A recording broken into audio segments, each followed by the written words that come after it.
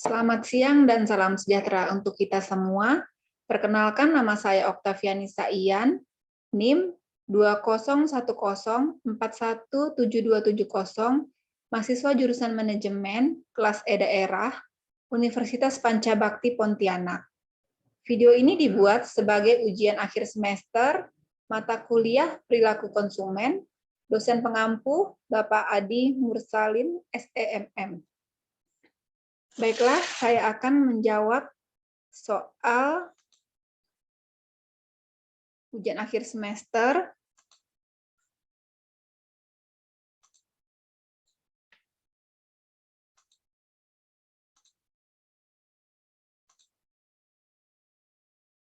Pertanyaan nomor 1. Faktor apa saja yang ada dalam keputusan pembelian barang oleh konsumen? 1.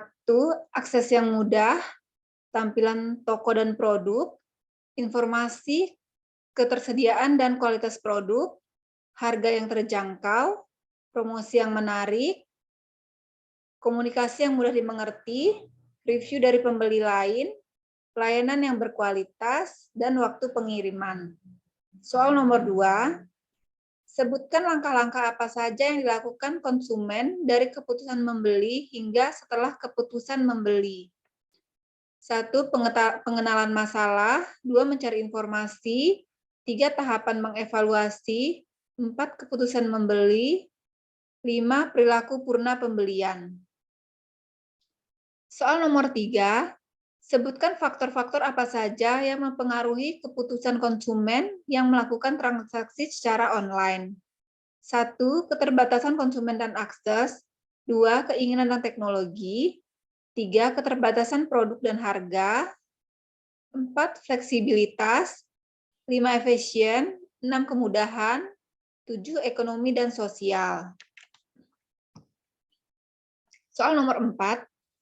Sebutkan faktor-faktor penghambat konsumen dalam transaksi secara online.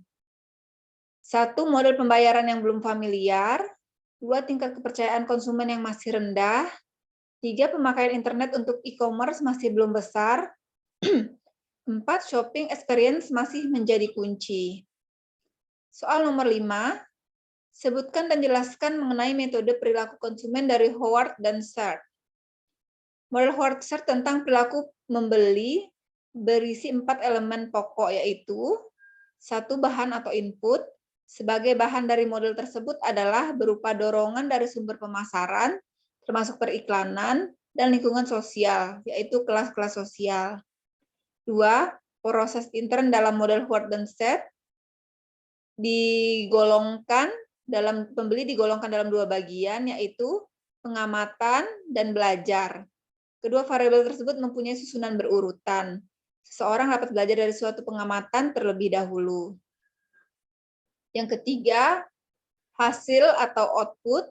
Sebagai hasil dari model Howard dan Sert adalah keputusan untuk membeli. 4. Pengaruh eksogen. Terdapat variabel-variabel eksogen yang ikut mempengaruhi perilaku pembeli meskipun pengaruhnya tidak terlalu besar.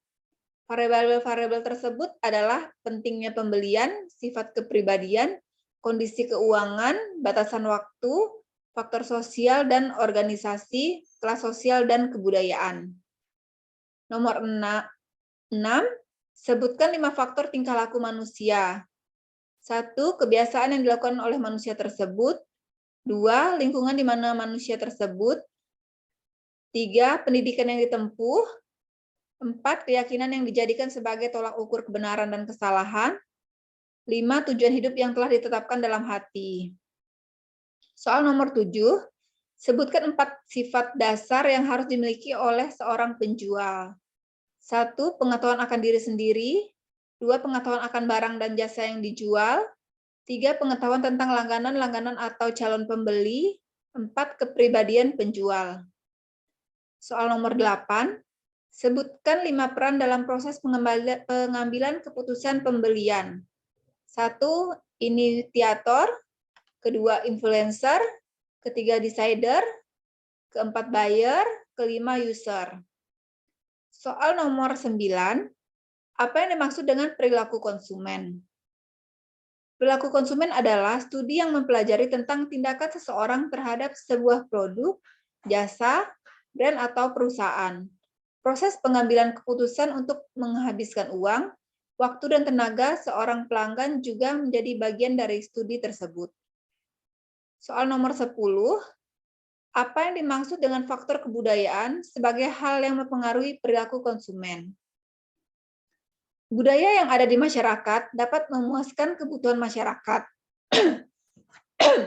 Budaya dalam suatu produk yang memberikan petunjuk dan pedoman dalam menyelesaikan masalah dengan menyediakan metode coba dan buktikan dalam memuaskan kebutuhan fisiologis, personal, dan sosial.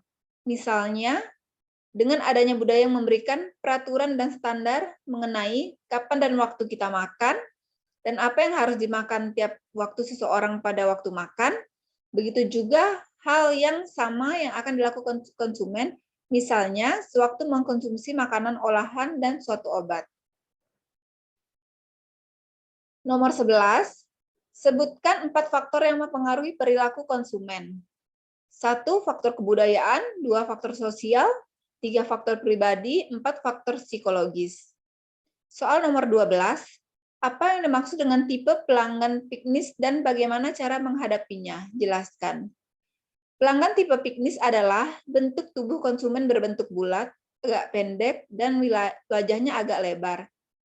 Pelanggan atau konsumen ini pada biasanya bersifat ramah, tenang, suka bicara, dan suka humor. Dalam menghadapi konsumen atau pelanggan tipe, seorang penjual hendaknya harus memperhatikan hal-hal berikut ini. Perhatikan suasana hatinya dan melayaninya untuk bercakap-cakap apabila konsumen atau pelanggan tersebut menghendakinya.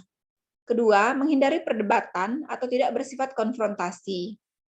Ketiga, percakapan dilakukan dengan penuh perhatian, ramah, menarik, dan sedikit humor. Pertanyaan nomor 13, apa yang dimaksud dengan tipe pelanggan atletis dan bagaimana cara menghadapinya? Jelaskan. Bentuk tubuh pelanggan bertipe atletis diantaranya ialah badan kokoh, pinggul berisi, pundak tampak besar, anggota badannya cukup panjang, berotot kekar, wajahnya bulat lonjong.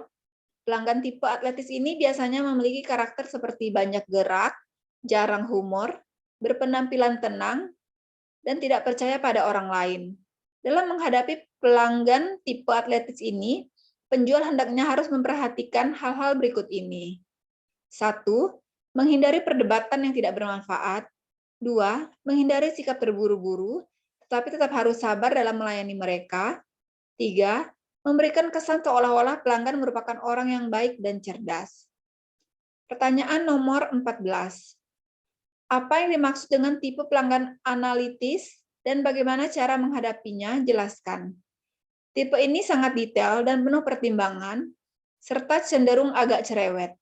Dalam menghadapi tipe pembeli seperti ini, butuh kesabaran karena mereka akan banyak bertanya untuk mengumpulkan data dan informasi yang lengkap sebagai sarana pengambilan keputusan. Mereka akan bersikap teliti dan membandingkan dengan produk atau jasa yang lain. Hadapi tipe ini dengan persiapan informasi berupa fakta, grafik, brosur, dan sebagainya. Jangan coba melebih-lebihkan karena mereka akan tahu dan akan meminta bukti.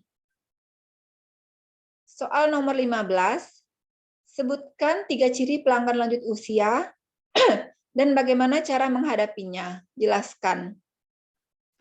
Ciri pelanggan lanjut usia, 1, sangat sulit terpengaruh bujuk rayu petugas. 2, sudah mantap dan dalam memilih barang yang diinginkan. 3, acap kali menanyakan barang-barang yang sudah ketinggalan zaman. Dan cara menghadapinya, 1, dengarkan nasihat-nasihat mereka dengan baik, dan jangan secara langsung mencoba berdiskusi tentang zaman gemilang yang telah lampau. Kedua, bila harus menasihatinya, janganlah berbuat seolah-olah nasihat tersebut datangnya dari orang yang lebih muda. Tetapi, coba usahakan kesan bahwa nasihat tersebut datang dari orang yang sebaya dengannya. Yang ketiga, dapat juga meminta tolong kepada penjual yang agak lanjut usia, sebab pelanggan biasanya akan lebih percaya.